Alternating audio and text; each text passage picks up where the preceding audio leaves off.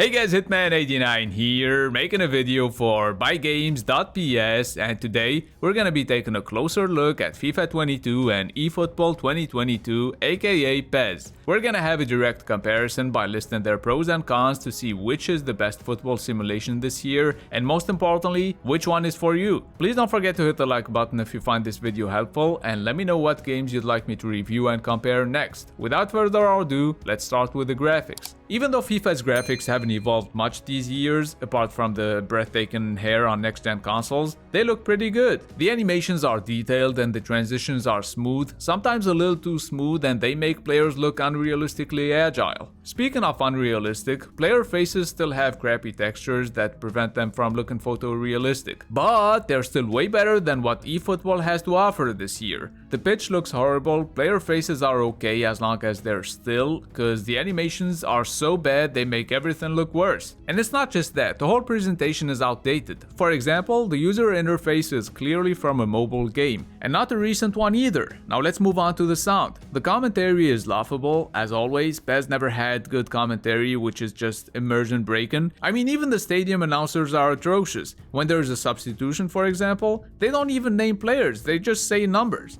Number 15, number 11. That's just ridiculous. It wasn't acceptable 10 years ago, let alone now. And when it comes to FIFA, let's start with the soundtrack. FIFA 22's got 122 songs, which is simply huge, unprecedented, and just like every FIFA soundtrack, they're pretty good songs that'll most likely get stuck in your head for a very long time. Apart from the soundtrack, the sound effects in-game are immersive. You can even hear players screaming and talking on the pitch. The commentary is also good, and even though it can get repetitive real quick, it still sounds professional, and the commentators react quickly to whatever's happening on screen. They even interrupt each other when something more important than whatever they're talking about happens, and that's just awesome. The user interface, the menus, everything about FIFA's presentation is appealing. Now let's move on to the most important thing in a football simulation game, the gameplay. If we were talking about eFootball 2020 or even 2021, which is just a season update, this comparison would have been much more interesting. Since PES's gameplay has been great for years, it was realistic, satisfying even against the CPU, but this year, the 2-second input delay alone would have been a big enough problem to ruin the game.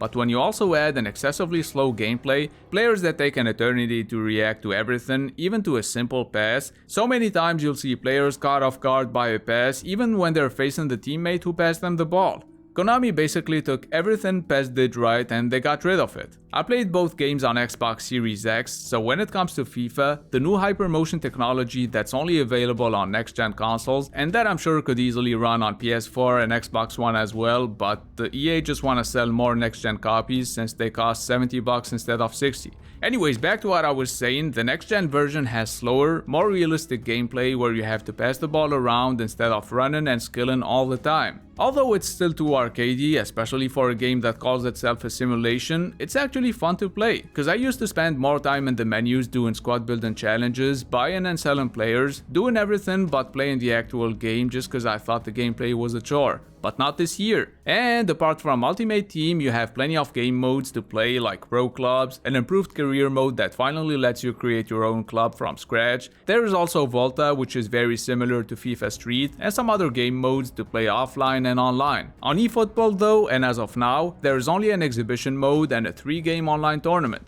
The new team building mode, which is gonna be like FIFA Ultimate Team and My Club, is supposed to come out in a month or so, but it still won't be enough content to keep people playing your game year-round. Speaking of which, finding an opponent on FIFA never was a problem, regardless of your platform, and even though a lot of FIFA players complain about the EA servers, they've always been way better than PES servers. Apparently, Konami thought that simply by making their game free to play, they would be able to replicate what Fortnite did and millions of players will play it, even if it sucks. Well, nowadays people are picky, and even if your game is free, they'll download it, they'll give it a shot, and if they don't like it, then they'll just uninstall it and move on. And that's exactly what happened with eFootball 2022. So now it takes an eternity to find an opponent online, and while making this review, I had to play against the CPU most of the time just cause I got sick of waiting for the game to find me an opponent. Also, like I said, the input delay is even worse online due to them horrible Konami servers. Now when it comes to the value for for money, and out of these two games, the only one you can try for free is Efootball 2022, since this year, just like last year, EA didn't release a demo for FIFA. So you can get Efootball for free, or you could spend 60 or even 70 bucks on FIFA if you want the next gen version. Which takes us to the final verdict. In your case, if you want a free football game, then pick up Efootball 2021 Season Update Lite. You know, the free-to-play version that came out last year, and that's 1,000 times better than this mobile game in disguise, and that I simply cannot recommend to anyone. Now, if you want a good football game that's gonna keep you busy until next year, then get FIFA 22. Cause even for someone like myself who prefers PES, I found FIFA 22's improved gameplay quite enjoyable, and that's what FIFA lacked for years. So for me, FIFA 22 is better than Efootball 2022, and even if PES wasn't a complete mess this year, FIFA would have still won easily. Now, can Efootball 2022 be fixed? Absolutely. Can Konami do it? Absolutely not.